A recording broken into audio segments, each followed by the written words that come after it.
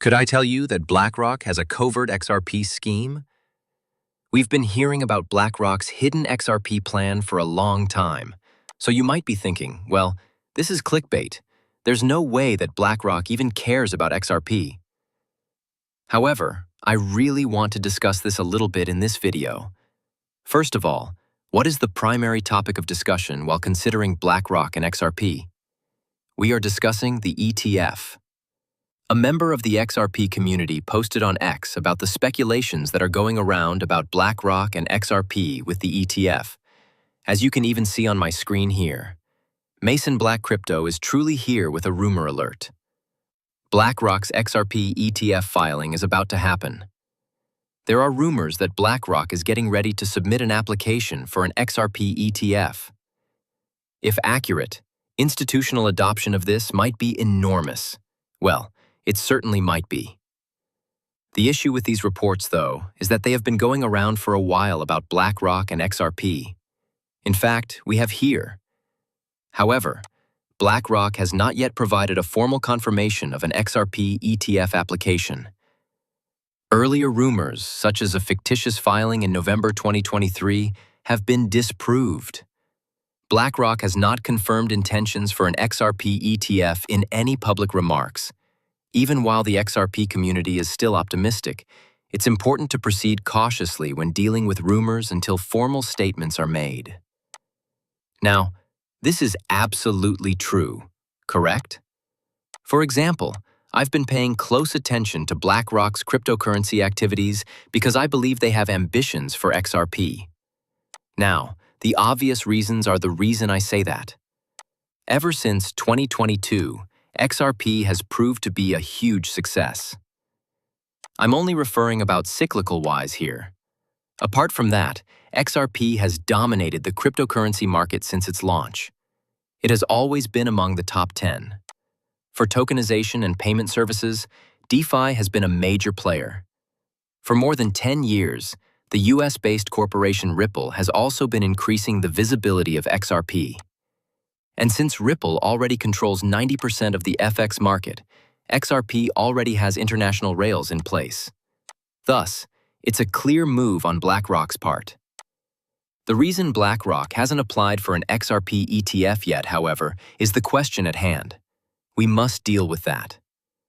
In fact, let's begin with a few things. First of all, it is the reason that these rumors began to spread a little more recently.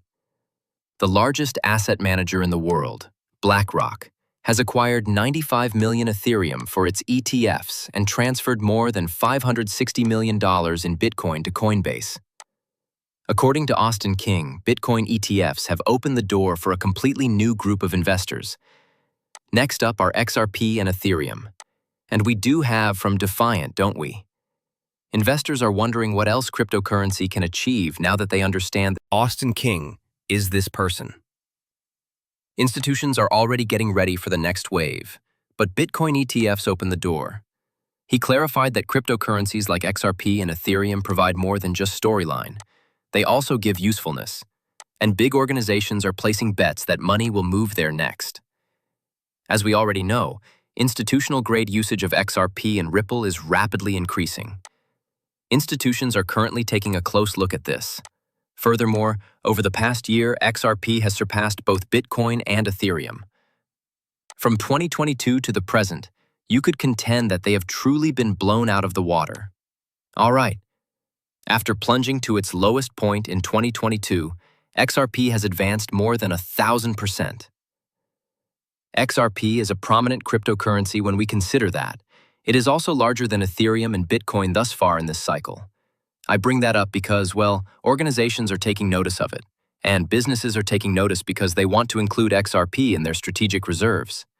Adoption around XRP follows. The election and the opening of the US market, have accelerated it so far this year. Additionally, there is RLUSD or Ripple stablecoin. That is also growing significantly. We are expected to ignore all of this while it is happening, believing that BlackRock, the biggest asset management firm in the world, is doing nothing about it. Yes, that is really difficult for me to believe. If I were BlackRock, I would say, Alright, so Ethereum ETFs weren't that successful, but Bitcoin ETFs were a huge success. Which ETF will be available for us to wager on next? Alright, you could say. Right, Solana. Let's take a closer look at Solana. How has XRP done with Solana? Suddenly, it was evident that Solana had not done very well during the previous year, and that XRP had already surpassed it by a considerable margin this year. Okay. Again, it's not. The Ethereum ETF is already available. Not achieved much success. Solana? Well, perhaps Solana is unquestionably a risk. What, though, is outperforming them all? Okay, XRP. Bitcoin, Ethereum, Solana, Dogecoin, and BNB have all underperformed compared to XRP. XRP has the potential to be really profitable if I were BlackRock and I were to say, well, Bitcoin was very successful, Ethereum wasn't. Why? Market exposure and institutional grade adoption.